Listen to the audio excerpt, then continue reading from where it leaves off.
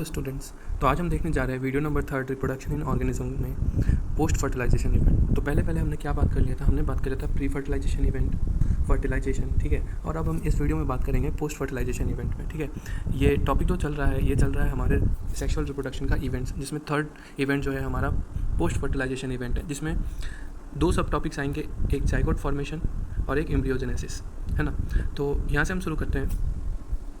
Events in sexual reproduction after the formation of zygote are called post fertilisation event, ठीक है। तो zygote बनने के बाद जो प्रोसेस होता है, ठीक है, सेक्सुअल रिप्रोडक्शन का जो इवेंट होगा वो होता है पोस्ट फर्टिलाइजेशन इवेंट, ठीक है, मतलब फर्टिलाइजेशन के बाद, ठीक है। Zygote formation of diploid zygote is universally in all sexual reproducing organisms, ठीक है। अब देखो होता क्या है कि जब गैमेट्स मिलते हैं, ठीक है, गैमेट्स होते हैं हैप्लॉइड, ठीक है ना, गैमेट्स होते हैं हैप्लॉइड।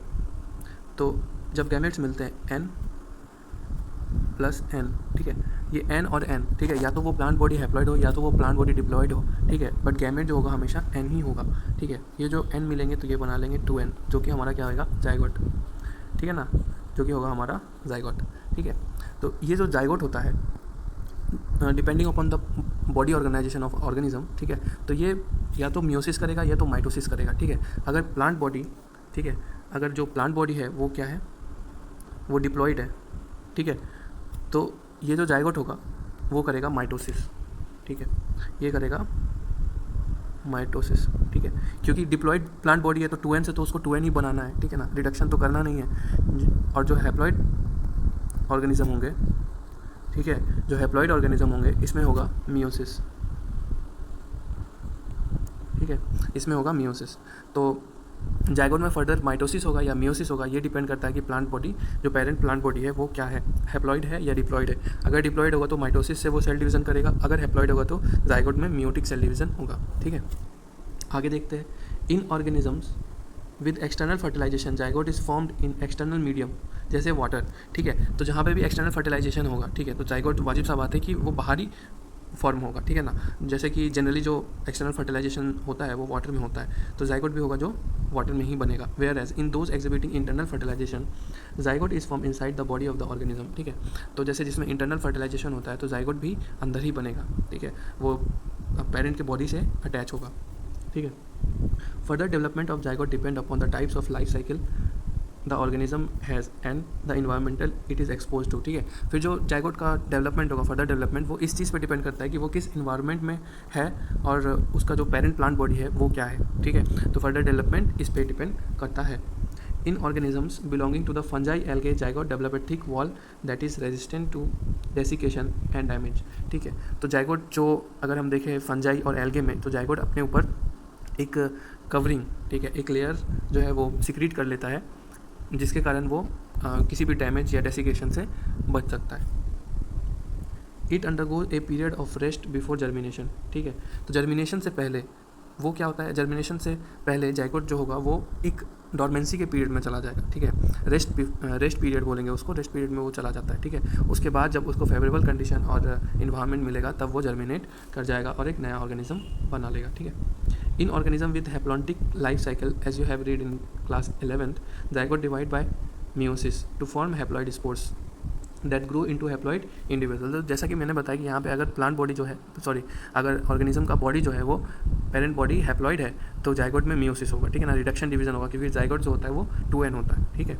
और अगर डिप्लॉइड होगा तो वो माइटोसिस होगा, ठीक है। तो नेक्स्ट वाला वही, नेक्स्ट का जो क्वेश्चन है वही है, ठीक है, कि हैप्लॉइड है, डिप्लॉइड है, अगर हैप्लोडिप्लॉन्टिक लाइफ साइकिल है तो फिर उसमें क्या होगा, ठीक है। आगे देखते हैं। Zygote is the vital link that ensure continuity of species between organism of one generation and the next, ठीक है। तो ये बहुत ही इंपॉर्टेंट पॉइंट हो जाता है एग्जामिनेशन पॉइंट ऑफ व्यू से। जाइगोट जो है वो बहुत ही इंपॉर्टेंट लिंक होता है एक जनरेशन से दूसरे जनरेशन में, किसी भी ऑर्गेनिज्म के लिए जाइगोट जो होता है वो इंपॉर्टेंट लिंक होता है। अगर फर्टिलाइजेशन नहीं हुआ तो जाइगोट नहीं बनेगा, और जाइगोट नहीं बनेगा तो उस जनरेशन का फिर कोई मतलब नहीं रह जाएगा, उसके आगे का जनरेशन में ट्रांसफ़र नहीं हो पाएगा कैरेक्टरिस्टिक्स, ठीक है, जनरेशन बनेगा ही नहीं। फिर देखते हैं।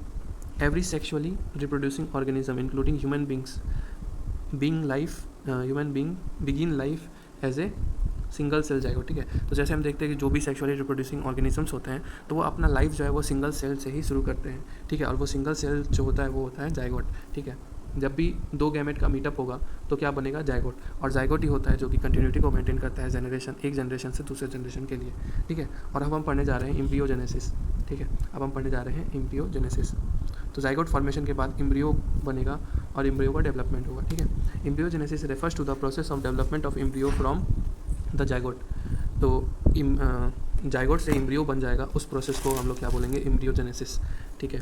During embryogenesis zygote undergo cell division, mitosis and cell differentiation, ठीक है।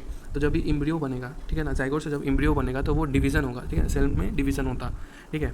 तो एज एग्जांपल हम ले लेते हैं कि माइटोसिस, ठीक है, सेल डिवीजन माइटोसिस होगा। अगर एम्ब्रियो हैप्लॉइड का होगा, ठीक है, तो वो तो पूरा प्लांट बॉडी बनना है ना उससे, तो उसमें जाइगोट में जो होगा वो मियोसिस होगा। बट अगर हम डिप्लॉइड के बारे में बात करें तो जाइगोट में जो होगा वो माइटोसिस होगा, ठीक है ना। और बाद में जब अगर प्लांट बॉडी बनता है, ठीक है, तो उसके पहले एम्ब्रियोजेनेसिस होता है। तो एम्ब्रियोजेनेसिस में जो सेल डिवीज़न होगा वो माइटोसिस ही होगा। अब जैसे देखो एग्जांपल मैं बताता हूँ यहाँ पर बनाकर, मान लो डिप्लॉइड है, ठीक है, और मान लो हैप्लॉइड है, ठीक है। ये दो ऑर्गेनिज्म के बॉडीज़ हैं, ठीक है, एक हैप्लॉइड और एक डिप्लॉइड, ठीक है। तो यहाँ पे मान लो ये जाइगोट था 2n, ठीक है, ये जाइगोट था 2n, तो डिप्लॉइड वाले में रह गया 2n, ठीक है, और हैप्लॉइड वाले में जाइगोट डिवाइड होकर बन गया n, ठीक है। और अब ये जो एम्ब्रियो बनाएगा, ठीक है ना, ये जो एम्ब्रियो यहाँ पे बनेगा, ठीक है, ये जो एम्ब्रियो यहाँ पे बनने वाला है, तो ये भी जब एम्ब्रियो बनाएगा अपना, ठीक है, जिससे कि प्लांट बॉडी फिर बनेगा, तो ये जो एम्ब्रियो बनाएगा ये भी क्या करेगा, माइटोसिस ही करेगा, माइटोसिस ही करेगा, ठीक है ना, तभी तो 2n बनेगा। और ये जो हैप्लॉइड बॉडी है ये भी क्या करेगा, एम्ब्रियो बनने के लिए माइटोसिस ही करेगा, ठीक है, क्योंकि अब मियोसिस तो करना नहीं है, n से n/2 तो होना नहीं है, ठीक है, तो ये भी क्या करेगा, मियोसिस ही करेगा, ठीक है, ये क्या करेगा, मियोसिस करेगा, ठीक है। तो सॉरी माइटोसिस करेगा, अरे यार सॉरी, ठीक है। तो यहाँ पर देख सकते हैं कि क्या करेगा, ये माइटोसिस करेगा, ठीक है, ये क्या करेगा, माइटोसिस करेगा। मतलब देख सकते हैं कि दोनों, अगर प्लांट बॉडी डिप्लॉइड है तब भी माइटोसिस होगा, अगर प्लांट बॉडी हैप्लॉइड है, सॉरी बॉडी ऑर्गेनाइजेशन हैप्लॉइड है तो भी माइटोसिस ही होगा, ठीक है। प्लांट हो या एनिमल हो, अगर हैप्लॉइड है, डिप्लॉइड है तो माइटोसिस होगा एम्ब्रियोजेनेसिस में, ठीक है। बट जब जाइगोट में डिवीज़न होने का बात होता है तो वो डिपेंड करता है कि अगर डिप्लॉइड है तो उसमें माइटोसिस होगा, अगर हैप्लॉइड है तो उसमें मियोसिस होगा, ठीक है। एम्ब्रियोजेनेसिस में दोनों में माइटोसिस होगा, है ना। आगे देखते हैं, when cell division increase the number of the cell in the developing embryo, cell differentiation help cell to undergo certain modification to form specialized tissue and organ form an organism, ठीक है ना। तो ये क्या है कि जो सेल डिवीज़न है, ठीक है ना, सेल डिवीज़न जो है वो क्या करेगा, एम्ब्रियो में सेल के नंबर को बढ़ाएगा, ठीक है ना। सेल डिवीज़न जो होगा, ये इंपॉर्टेंट पॉइंट है, इसे आप हाईलाइट कर लेंगे। जो सेल डिवीज़न है वो सेल के नंबर को बढ़ाएगा एम्ब्रियो में, ठीक है। और जो सेल डिफ्रेंशिएशन है ये क्या करेगा, सेल को ग्रुपिंग करेगा, ठीक है, स्पेशलाइज्ड टिश्यू बनाने के लिए, और वो फिर टिश्यू जो है वो ऑर्गेनिज्म को बना देगा, है ना। You have studied about the process of cell division and differentiation the previous class. तो आपने प्रीवियस क्लासेस में पढ़ लिया होगा कि सेल डिवीजन और डिफ्रेंशिएशन कैसे होते हैं। अब हम पढ़ते हैं, animal are categorised into oviparous और विविपेरस, ठीक है। तो यहाँ पर देख सकते हैं कि ओविपेरस का जो ऑर्गेनिज्म होता है, ओ फॉर एग, ठीक है, ऐसे एग का भी स्टेप ओ टाइप का होता है, तो आप ऐसे याद रखेंगे। जो ओविपेरस होता है वो एग लेइंग होता है, बट जो विविपेरस होता है वो जो होता है वो डायरेक्ट ऑफस्प्रिंग को बर्थ देता है, ठीक है। कोई भी एग वेग इसमें नहीं बनता, ठीक है ना। एग इन द सेंस मतलब एग गैमेट के फॉर्मेशन को नहीं बोला गया, एग बोला गया जब फर्टिलाइज जाइगोट होता है तो वो एक प्रोटेक्टिव कवरिंग के अंदर और एक्सटर्नल इन्वायरमेंट में होगा, तो वो ओविपेरस होगा, ठीक है ना। वो बाहरी इन्वायरमेंट में होगा। कोई भी अगर ऑर्गेनिज्म एग ले करते तो वो बाहरी इन्वायरमेंट में करते हैं, ठीक है। बहुत सारे अपने अंदर भी रखते हैं, बट वो फिर डेवलपमेंट का प्रोसेस जो होता है वो एग के अंदर ही होता है। बट विविपेरस में क्या होता है, विविपेरस में वोम के अंदर डेवलपमेंट होता है, ठीक है, फीमेल बॉडी के अंदर डेवलपमेंट होता है, ठीक है। तो यहाँ based on whether the development of zygote takes place inside और आउटसाइड, ठीक है, आउटसाइड हो रहा है या इनसाइड हो रहा है, इस पर हम ओविपेरस और विविपेरस को डिफ्रेंशिएट करते हैं। वेदर दे ले फर्टिलाइज और अनफर्टिलाइज एग, ठीक है ना, फर्टिलाइज है या अनफर्टिलाइज है, या फिर वो डायरेक्ट बर्थ ही कर रहे हैं, ठीक है। इन ओविपेरस एनिमल लाइक रेप्टाइल्स, जैसे रेप्टाइल्स और बर्ड्स होते हैं, वो क्या करेंगे, फर्टिलाइज्ड एग देंगे जो कि कैल्शियस सेल से कवर्ड होता है, ठीक है ना, कैल्शियम कार्बोनेट के सेल से कवर्ड होता है, ठीक है। और सेफ प्लेस, जहाँ इन्वायरमेंट में जो सेफ प्लेस है उसमें वो एग ले करते हैं, ठीक है, ताकि वो प्रोटेक्टेड रह सके। After a period of incubation young one hatched out, ठीक है। तो जो इंक्यूबेशन पीरियड, डेवलपमेंट का पीरियड होता है, उसके बाद जो उसके ऑफस्प्रिंग्स होते हैं वो उस एग से बाहर आ जाते हैं, है ना। On the other hand, in viviparous animal, majority of mammals, including human beings, the zygote develops into young ones inside the body of the female organism. ठीक है, तो जैसा कि मतलब अपोजिट है दोनों का कैरेक्टर्स. तो जो विविपेरस है वो क्या है, इनसाइड ही होता है और फीमेल बॉडी के अंदर ही उसका डेवलपमेंट होता है. ठीक है ना, कोई भी कवरिंग उसके ऊपर नहीं होती है. After attaining a certain stage of growth, the young ones are delivered out of the body of the female organism. ठीक है, तो जो विविपेरस में होता है क्या होता है कि कुछ एज हो जाता है, जैसे कि ह्यूमन में 9 मंथ्स होता है, तो वो 9 मंथ्स के बाद जो है वो बेबी जो है वो डिलीवर्ड हो जाता है. ठीक है ना.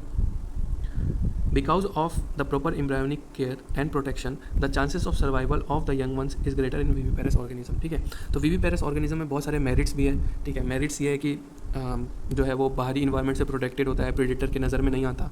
बट ओविपेरस में ऐसा नहीं है. ओविपेरस में अगर फीमेल बाहर चली जाती है खाना लाने या फिर किसी भी काम से, तो प्रेडेटर का नज़र हमेशा एग्स पे होता ही है. ठीक है ना, तो वो खतरा है हमेशा बना रहता है ओविपेरस के लिए, और चांस ऑफ सर्वाइवल भी कम रहता है. और जो एक्सटर्नल फर्टिलाइजेशन करते हैं वाटर में, उनका चांस ऑफ सर्वाइवल और भी कम होता है ना.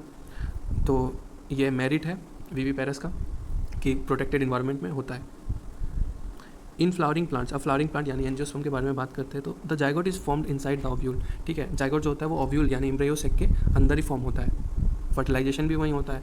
After fertilisation the sepal petal and the stamens of the flower withered and fall off. ठीक है, तो क्या होता है कि जब फर्टिलाइजेशन हो जाता है, ठीक है ना, तो जो सेपल्स होते हैं, पेटल्स होते हैं, स्टैमेंस होते हैं, ठीक है, वो क्या होता है, वो सूख कर झड़ जाते हैं. ठीक है ना, वो सब सूख कर झड़ जाते हैं, क्योंकि मेन जो पार्ट होता है वो तो हमारा एम्ब्रियो सेक होता है, जो कि फर्टिलाइजेशन के बाद, ठीक है, फ्रूट में डेवलप करता है, फर्टिलाइजेशन के बाद सीड में डेवलप करता है. ठीक है, और ओवरी जो है वो फ्रूट में डेवलप करता है. ठीक है, तो ये जो पूरा प्रोसेस होता है बस वो सीड प्रोडक्शन के लिए होता है. ठीक है ना, fertilisation only for seed production to ensure the continuity of generation. ठीक है, वो अपने जनरेशन के लिए करता है. सब रिप्रोडक्शन जो करते हैं अल्टीमेटली यही मकसद होता है कि अपने जनरेशन को आगे बढ़ा सके. ठीक है ना. The pistil however remains attach to the plant. ठीक है, पिस्टिल जो होता है वो प्लांट में अटैच होता है. तो एक क्वेश्चन है यहाँ पे, can you name the plant in which sepals remains attach. ठीक है, तो इसमें आप देख सकते हैं कि टोमेटो, ठीक है, टोमेटो जो होता है उसमें सेपल्स जो होते हैं वो अटैच होते हैं. ठीक है, फ्रूट में अगर आप देख सकते हैं कि अगर मैं यहाँ पे बताता हूँ, अगर ये फ्रूट है, ठीक है, फ्रूट है, अगर यहाँ पे ग्रीन आपको दिख जाता है, ठीक है, यहाँ पर